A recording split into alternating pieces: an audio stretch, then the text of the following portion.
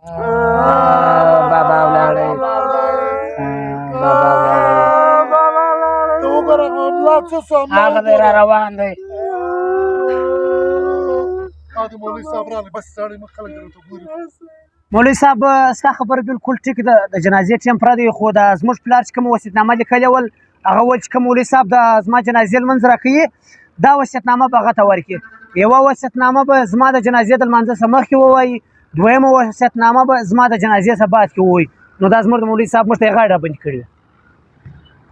نو تا د اوله ووایه مولوي صاحب زموږ پلار په وصیت کې څه لیکلي دي په د اوله وصیتنامه موږ ته ووایه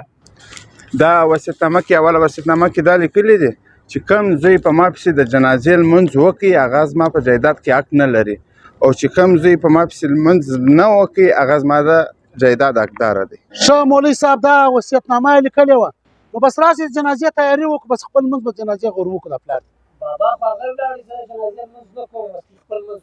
خبره واورئ دلته راسئ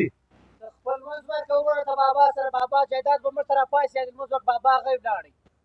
باید ته راسئ دا پلار اخري دغه د وروره د جایداد دپاره خلک پلار نه پرېږدي څه لالي چې زمانه شوله ده مولوي صاحب بس راس تیاري وکړو بس خپل لمونځ به د پلار ته ور وکړم که جایداد ځي که هر شی ځي پلار خو نو دغه یې نه شم پرېښولی ځان به څه وایي قریبان به څه وایي الله اکبر السلام علیکم السلام علیکم مولوي صاحب هغه زما د پلار وصیتنامه راکړه موږ به د جایداد خپل نامه باندې واړو بابا خو هغه ولاړی هغه خو د یوه ځانه وصیتنامه چې ده هغه د جنازې بعد وه هغه به درته ووایم بیا به یې درکړم ستاسې څه تازیله ده ولې دا به درته وښیم په دې دویمه وصیتنامه کې لیکلي دي چې کوم زوی په ما پسې د جنازې لمونځ کړی دی هغه زما د جایداد حقداره دی او چې کوم زوی په ما پسې د جنازې لمونځ نه دی کړی هغه زما د هغه څه زما د جایداد څخه ناخبره دی مطلب هغه حق نه کې لري په دا دویمه وصیتنامه کې دا شی لیکلی دی ای بدبختو ای کم د دنیا شوقیانو پلار مې پر آخري جنازه باندې ته یې پرېښوئ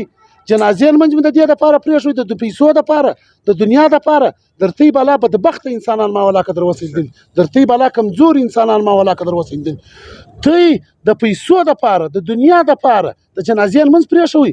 د غی ښه یاست نن یې د پلار جنازه هم دسه پاته شوله او د پلار جایداد هم د ته څه پاته شو ستاسې د خلکو دپاره د هغه ته راپکار دی لالچ مې کوئ پلار مې کړ پرېښوئ پر جنازه باندې عزیزان قریبان مې د دنیا درته کتل د غی ښه یاست مولوي صاحب دوی فارغه دي د جایداد څه دی فارغه دی د جایداد فارغه دي په دې کې دا لیکلي زه د جایداد هم فارغه یاست د کور هم فارغه یاست دا روان یاست د دنیا لالچ کوئ